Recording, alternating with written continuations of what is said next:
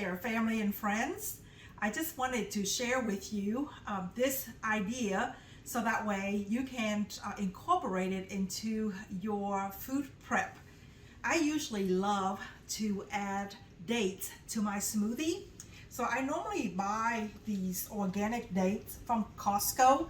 You can buy it from different grocery store. I just love that these are they're called Medjool dates. And what I like about them is that they are bigger in size and they do have the seed or the pit on the inside. So when I take it home, I usually just tear this open and then take the dates out, and I will go ahead and pit it and then put it in a container ready to go and in the refrigerator. So that way when I go to make my smoothies, then I just add about anywhere from 3 to 4 dates depending on the smoothie size, and that is a perfect sweetener, and I do not have to use any sugar. I just let the dates be the sweetener, and the dates have really high fiber, which is very good for gut health, and it's also very good for bowel movement. So I'm going to take the time to pit the date, and I just thought I'd take you guys along on the journey with me, and I will share a good story with you while I'm doing this task.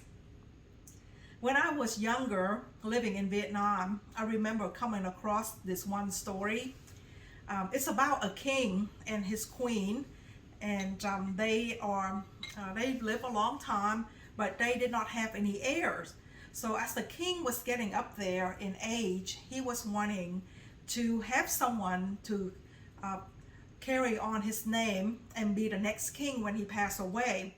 So he decided to have this search to find an honest boy, and when he finds one who is honest and worthy to be his adopted son that can be raised up to be the next king, so then he invited everyone in the kingdom to come to the palace. And then he proceeded to give each little boy a packet of seeds. And the competition was in like probably 30 days, 60 days. Whoever would grow the most beautiful bouquet of flowers to be brought into the palace for the queen, he will select that person to be his adopted son. So of course, you know that the people in the kingdom are just so excited because this is their opportunity to have, their son become the next king, a commoner become the next king. So, everyone was real excited. And of course, there was this one young boy. He's from a very poor family. He and his mother are living among themselves because his dad had already passed away, so he did not have a father. And of course, he got the same packet of seed as all the other boys in the kingdom. And after 2 months, they have a big celebration where all the boys and their parents or family would bring the flowers into the palace to present to the queen. And of course, this young man was very diligent. He watered the seeds. He made sure it was in good soil and everything. And he watched it for it to grow into a beautiful, flower. However, as time passes, it just, doesn't grow. So he's not sure what he has done wrong. And so the day that when all the boys are asked to come to the palace, he and his mom also went to the palace.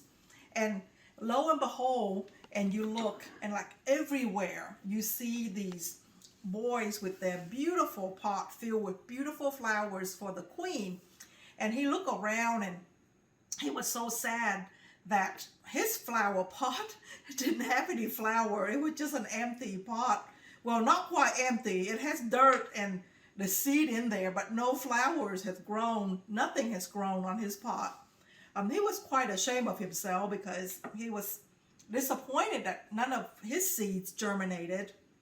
And of course, the king went throughout the room and looked at all these beautiful flowers that are grown in these pots that are brought for his queen. And he searched and searched and searched. And finally, he came to this young boy whose flower pot didn't have any flowers. And then, the boy said, "I am so sorry, Your Majesty, that my flower pot didn't grow any flowers. Even though I did my best to water it and give it the best soil, it just did not grow." And the king said, "Don't be disappointed, my son, because what I was looking for was a boy who is honest, to be the one that I would select as my adopted son to be raised up as the next king. And throughout my entire kingdom, you are the only honest boy, and therefore I selected you." And what I learned was that the king said to everyone in his kingdom at the palace, he said that when he gave out the seeds to all the boys in the kingdom, he had instructed his assistant to boil the seeds, because the seed will all boil, they would not grow at all. So that's how he was able to test honesty, because the boiled seed would not grow. So if anyone comes with the flowers, they must have substituted or exchanged the seeds that the king gave for their own seeds in order to have the pot that have flowers. And I remember reading that story and I thought, wow, honesty is so important, because you just never know who is watching. And it's always good to be honest in your dealings with other people. And this reminds me, of course, I think it was George Washington who was very honest in chopping down the apple tree. I remember that story, but I thought it was just so neat that growing up, having read that story, and when I came to the end, I was so surprised that the king has boiled the seeds. Anyhow, I just thought I'd share that story with you because it just really resonated with me, that honesty really counts, whether it's in your dealings with your family, friends, or at your workplace. Honesty, always keep that in mind. Be honest in your interaction with other people, because that's very important. And as you can see, I am almost done with removing all the pit. And once I finish with that, I will wash my hands and put this in the fridge, and they will be ready for me to use next time. Now, one time I forgot to pit the dates, and they accidentally got into my Vitamix. The sound it made was awful. So since then, I've learned my lesson, and I always make sure that these dates are pitted. Anyhow, I hope that you enjoy spending this time with me, and I hope that this particular video will help inspire you to go into your kitchen and do prepping for the next time that you are making the smoothie. That way it will be easier when you go to make the smoothie to have all these ingredients available and at hand. And for those of you that are returning subscribers, we truly appreciate you.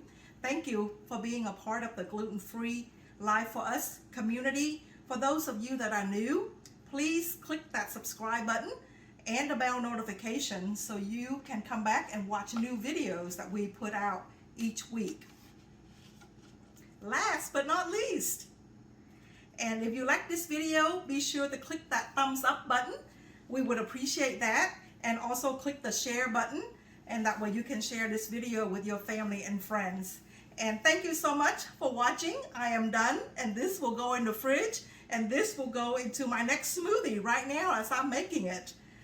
And until next time, thank you.